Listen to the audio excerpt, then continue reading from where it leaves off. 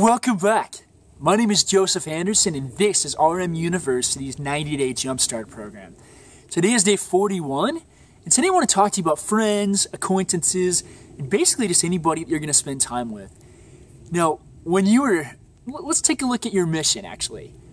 When you were on your mission, if you had a companion that was very solid, study all the time, was very, very focused, wasn't it a lot easier for you to stay focused? Now, at the same time, maybe you had a companion that wasn't quite focused. Maybe they didn't quite have a testimony of the work that they were doing, and maybe they tended to drag you down a little bit. Did it affect the work? Absolutely it affected the work, because you were so focused on, basically carrying this person along.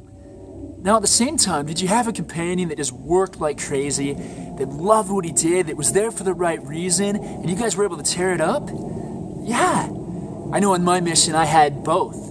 And with one missionary, we were able to do an incredible, amazing work. And with the other ones, it was pretty much the entire time I was with him, it was really challenging. It was a really hard period of my mission. So the people that we have in our lives makes such a big difference. So I want you to think about, even when you were a child, there might have been certain kids that your parents wouldn't let you hang out with because they were like a bad influence. Even in school, you had all the cliques. You had the athletes that pretty much hung out with themselves. You had the people that really enjoyed studying, that enjoyed hanging out with themselves. And then you had, the druggies and that type of clique as well. Now, if you were to hang out with any of those certain people, you would actually become more like them. And today it's the same exact thing. If you hang out with people that enjoy spending massive quantities of time playing video games, odds are you're going to play a lot of video games with them. It's part of that group culture. We have this inherent desire to fit in the world. And so whatever group that we tend to associate with, a lot of times we're going to do as they do. Like attracts like. However, if you hung out with people that really studied, that had goals, that were very focused on what they wanted to accomplish in their life, wouldn't it inspire you as well to do what you really wanted to do? Think about it for a second. If you really connected with people, and if you sought out these people, they are around. They're everywhere. You found those people that really, really wanted to make a difference in the world. They wanted to change. They wanted to do service. And they knew where they were going. And you could actually talk about and spout off ideas with them. They do this even today in business. They do these mastermind groups where you get together with 7 or 8 people.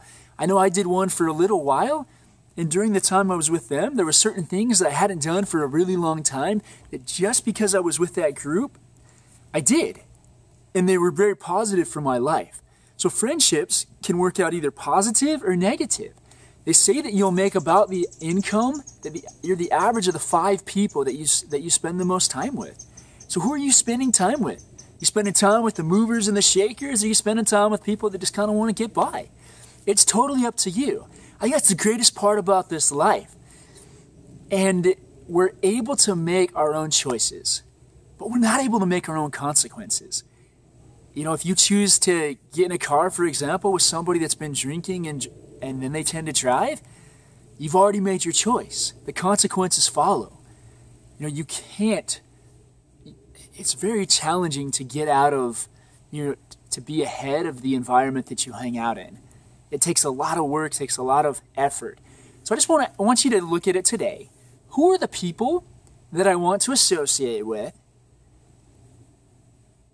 What would my life look like in the next 1 year, in the next 20 years, if I associated with the movers and shakers of the world?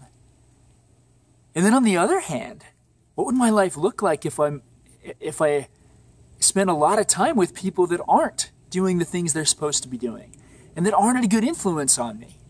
Where will I be in the next year, in the next 10 years, in the next 20 years, however long you want to look out?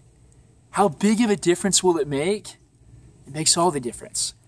So take a look really at those people you're spending your time with. Once again, my name's Joseph Anderson. You guys have an awesome day.